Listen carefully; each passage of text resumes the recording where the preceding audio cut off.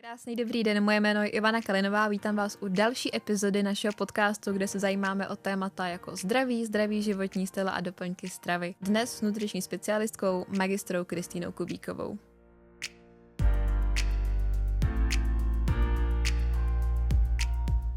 Ahoj Kristýnko, vítám tě v našem podcastu a jsem moc ráda, že jsi přijala naše pozvání. Ahoj, moc děkuju za pozvání. Pro ty z vás, kteří neslyšeli náš minulý podcast, Kristýnka se věnuje nutriční terapii, má spoustu zkušeností v rámci poradny i u nás v Blende, věnuje se i vlastně vývoji doplňků stravy.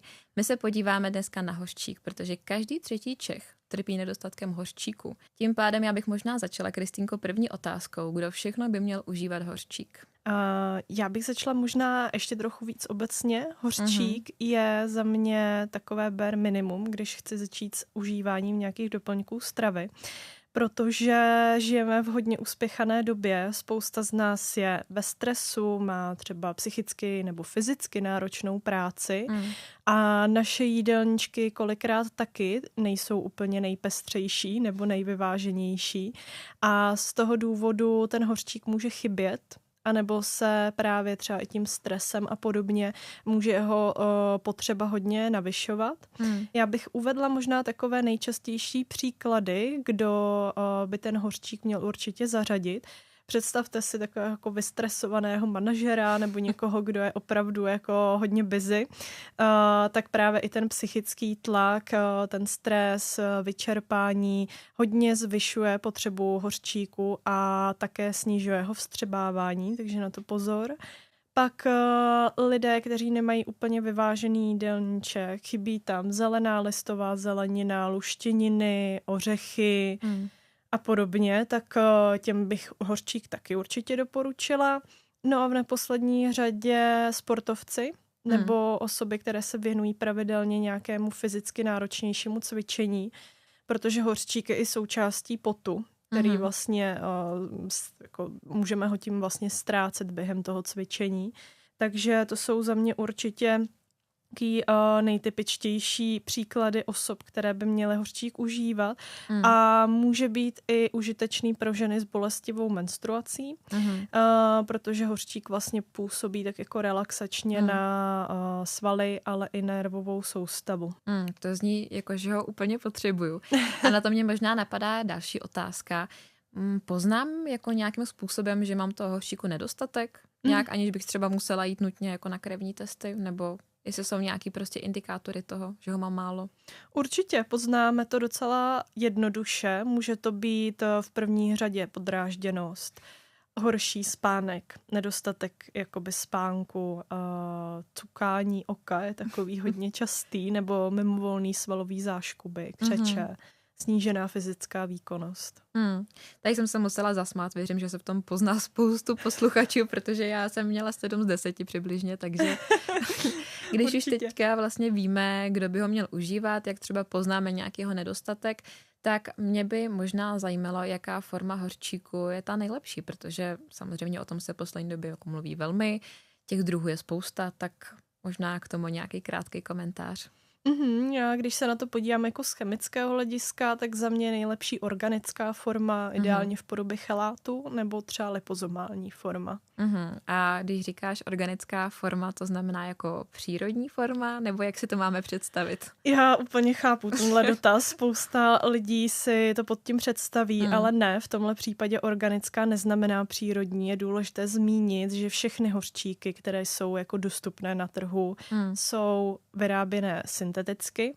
A je to z toho důvodu, že z přírodních zdrojů by se získávaly opravdu těžce a byly by nestabilní a nedali by se přesně určit jakoby ty elementární množství hořčíku. A organická forma, přeložím to trošku do češtiny. Budeme rádi trošku po lopatě, možná by to bylo fajn. Je to úplně vlastně jednoduchý. Ten hořčík je navázaný na nějakou organickou sloučeninu, kterou tělo umí dobře rozpoznat a i dobře zpracovávat. Patří mezi ně třeba organické kyseliny anebo aminokyseliny. Aminokyselina je takový základní třeba stavební kámen pro bílkoviny, takže asi takhle si to můžete představit. A možná mě tam napadá, existuje nějaká forma, které tělo jako nevyužije? Ano, existují formy anorganické, které vlastně se liší od těch organických, že se váží na jiné sloučeniny. Na anorganické, které vlastně mezi ně patří třeba minerály. A v těle to pak funguje tak, že se může stát, že ten hořčík s tou anorganickou složkou vytvoří jakou nerozpustnou směs, ze které si tělo jakoby vezme úplný minimum, anebo to nevstřebá vůbec. Většinou to poznáme tak, že na etiketě je úplně obrovské množství hořčíků v miligramech, až to zní jako, že to je jako nejnašlapanější jako doplněk stravy a většinou jsou jako levnější. Tak to mě možná napadá. Tím pádem, i když vlastně pro to tělo jako nejsou jako využitelný, tak se přeci jenom objevují v doplňcích stravy, je to tak? Přesně tak, objevují se třeba ve velmi dobře známých šumivých tabletách, takových těch opravdu jako levných ze supermarketu. Hlídejte si, jestli tam právě není jako hořčík v nějaké anorganické formě. A z té formy vlastně si tělo jako nevezme téměř nic. Tak to mě překvapilo, protože sama jsem doma někdy už šumivý hořčík měla. No, určitě každý. Možná bych ho i nešla, tak radši zkontroluji etiketu. Jestli tedy nepiju v podstatě jenom vodu, je to tak? Tím pádem ono se to vlastně do našeho těla jako nevstřebává, jestli jsem pochopila správně. A nebo to může v těch horších případech, pokud je tam toho hořčíku hodně, tak to může vyvolat i nějaké zažívací potíže.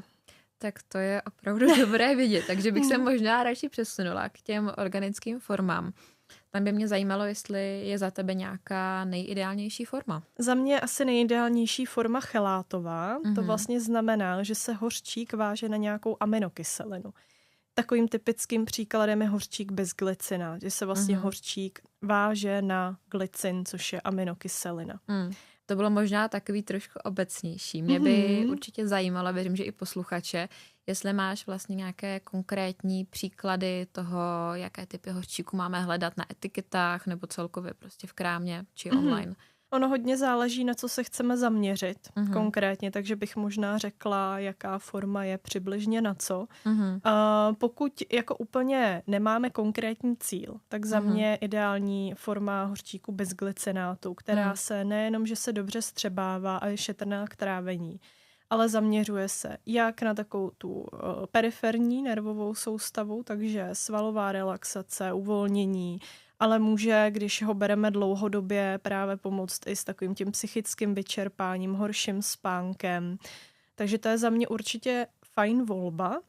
Pokud bychom hledali hořčík, který může napomáhat k nějakým kognitivním funkcím, jako třeba k lepší paměti a podobně, tak bych vybrala spíš treonát. To je vlastně hořčík, který se váže na kyselinu treonovou, která dokáže pronikat vlastně přes hematoencefalickou bariéru do mozku a vlastně urychlovat takovou tu komunikaci mezi těmi jednotlivými neurony.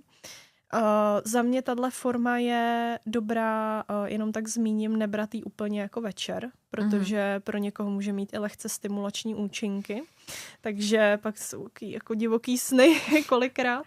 V tomhle je třeba pak bezpečnější ten hořčík bisglycinát, který můžete brát v podstatě v průběhu celého dne. Dají se ty formy i klidně kombinovat, akorát je důležité si hlídat celkové množství přijatého hořčíku, o tom bych se možná zmínila za chvíli. Pokud bych měla vyjmenovat ještě nějaké známé formy, tak by tam patřil i malát hořečnatý, což je vlastně hořčík vázaný na kyselinu jablečnou. Kyselina jablečná je vlastně důležitým prvkem v Krebsově cyklu, což je jako energetický metabolismus, takže pomáhá i s tou energií. Má takové jako povzbuzující účinky opět, takže používá se i hodně pro lidi, kteří trpí nějakou chronickou bolestí svalů, taky může být užitečný. A potom ještě taková možná méně známá forma je taurát, hořečnatý. To je hořčík navázaný na taurin, to je aminokyselina, která zase působí na kardiovaskulární systém, na srdce, na jeho rytmus. Od taurátu hořečnatého možná znáte jeho odvozeninu acetyltaurinátu hořečného. Je to taková novější, specifičtější forma, která má na rozdíl od toho klasického taurátu působit víc jako centrálně, že má taky opět jako třeba treonát působit na mozek ale má spíš jako mírně třeba podráždění, takový psychický přehlcení a podobně. S tím je to jako předmětem klinických studií, ale je to poměrně zajímavá forma.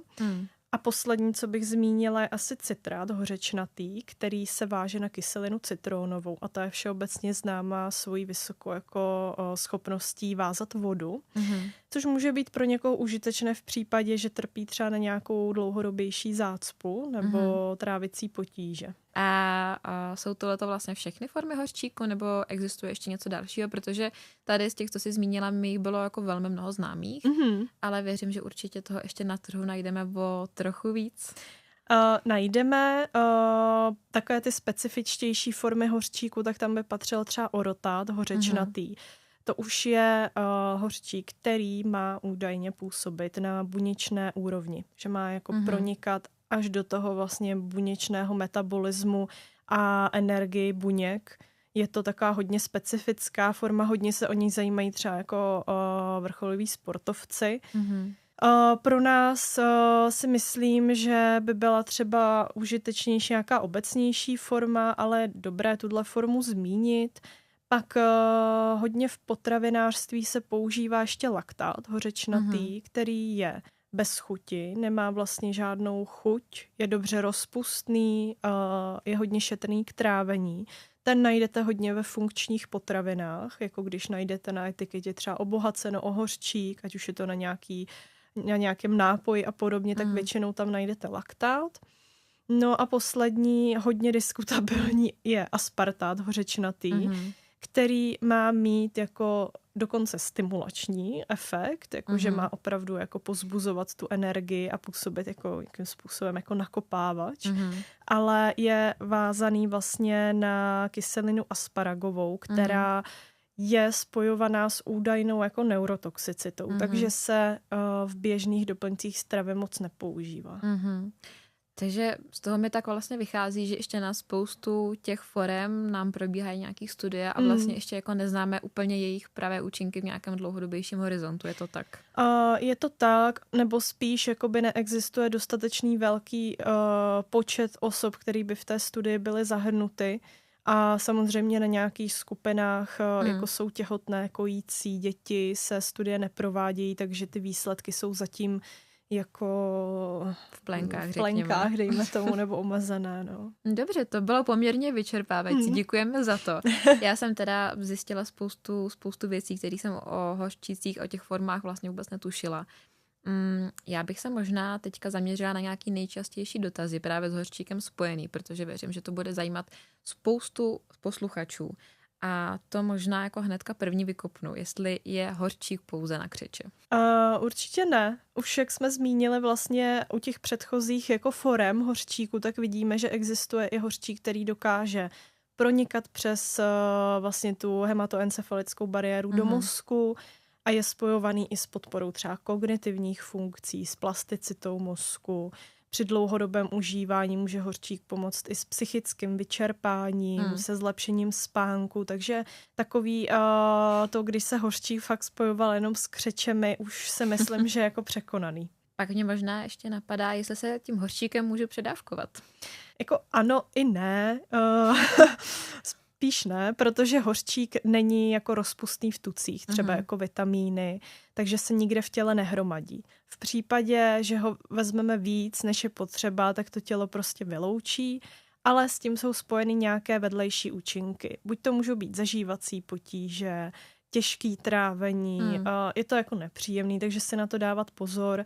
Ale pro někoho to může být nebezpečné v případě, že má třeba nějaké chronické selhávání ledvin nebo nějaké onemocnění, prostě ledvin, kdy ty ledviny nefungují na 100%, tak ten hořčík se pak z těla jako nevylučuje úplně rychle a může to ovlivnit třeba srdeční rytmus, způsobit to nějaké arytmy a podobně. Tak tím pádem mě právě na to napadá navázat, jaký je to ideální množství, ta ideální denní dávka, kolik by tedy měl asi dospělý člověk brát a možná klidně řekneme i, kolik by mělo brát dítě, protože předpokládám, že tam to bude nějak asi rozdílný, ty čísla a hodnoty.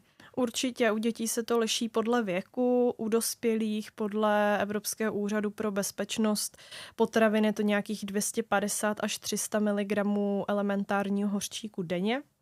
Pro děti 1 až 2 roky asi nějakých 170 mg a 230 až 250 mg na den je od 3 let až do 17.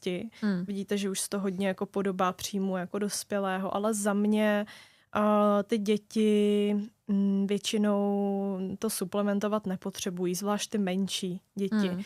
Jo, pokud to nejsou zrovna vrcholoví sportovci nebo odmítají jíst zeleninu, ořechy, všechno, tak si myslím, že to není úplně důležitý. Pak mě možná ještě napadá otázka, která je spojená s tím, že asi horčík je často jako chápaný v souvislosti jako se cvičením, nějakou svalovou bolestí, takže když mě po cvičení nebolí svaly, znamená to, že mám horčíku dostatek?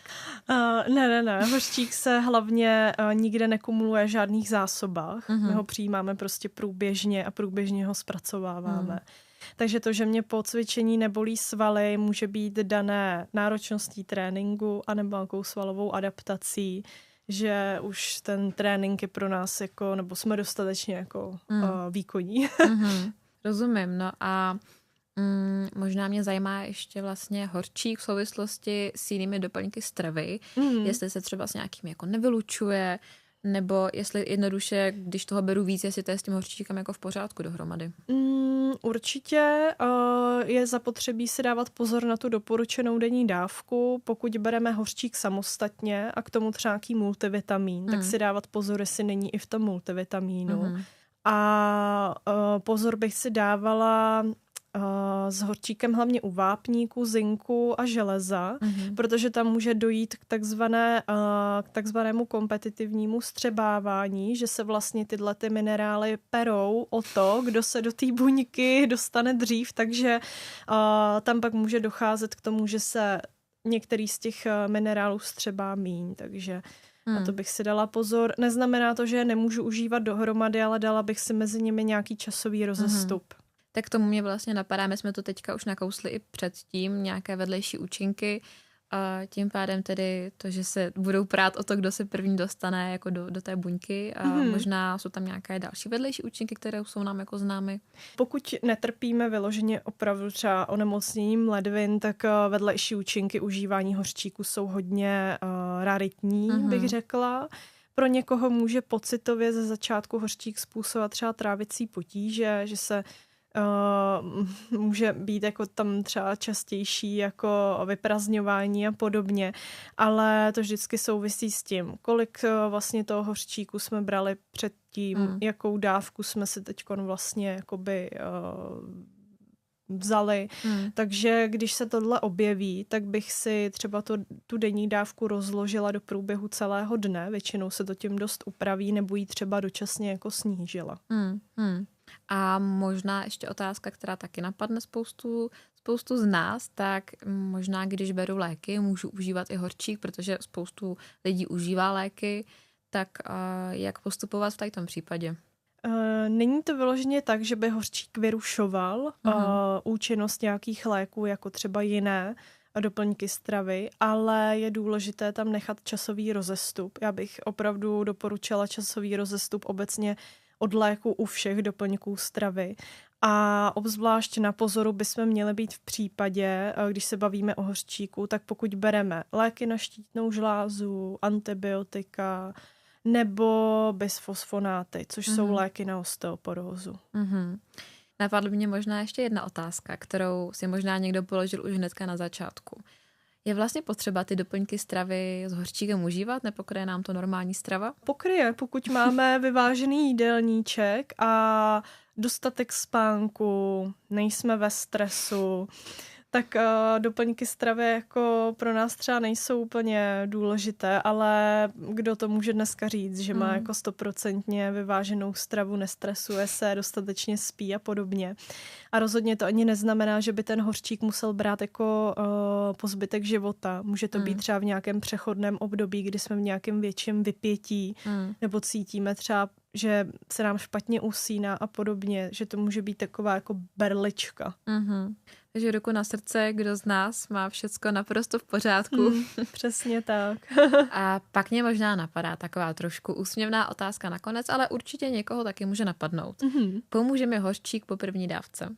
Ono to není asi úplně ani tak k smíchu, je to dobrá otázka, protože pro někoho, kdo má třeba fakt úplně stuhlé svaly nebo třeba menstruační křeče, tak i jednorázová nějaká vyšší dávka hořčíku s tím může pomoct, že opravdu uleví od toho svalového napětí, od křečí a podobně. Ale pokud počítáme s tím, že si vezmu 1 tabletu hořčíku a hned se mi bude líp spát a nebudu ve stresu, tak to ne. Jo, tam je důležitější už to dlouhodobé užívání, ale od těch somatických příznaků je to možné. To je bohužel teda škoda, že nám to nepomůže na některé problémy úplně hned, ale myslím si, že jsme to krásně proběhli, shrnuli.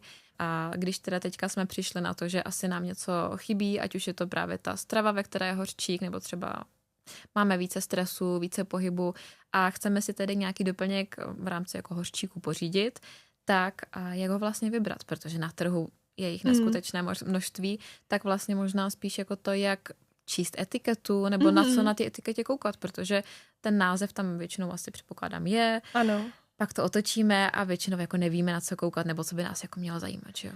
Určitě, já bych to vzala úplně od základu. Mě třeba jako první zajímá, v kolika kapslích denně tu denní dávku naplním, protože nikdo nechce polikat třeba 6 kapslí denně, takže to mě zajímá jako první.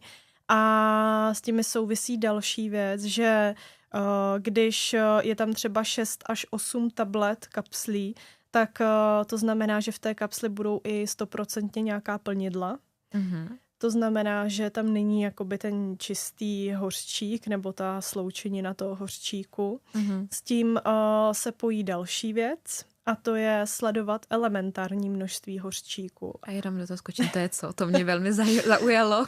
To je vlastně, jak už jsme si říkali na začátku, tak hořčík je vždycky vázaný na nějakou sloučeninu, například na hořčík bisglycinát.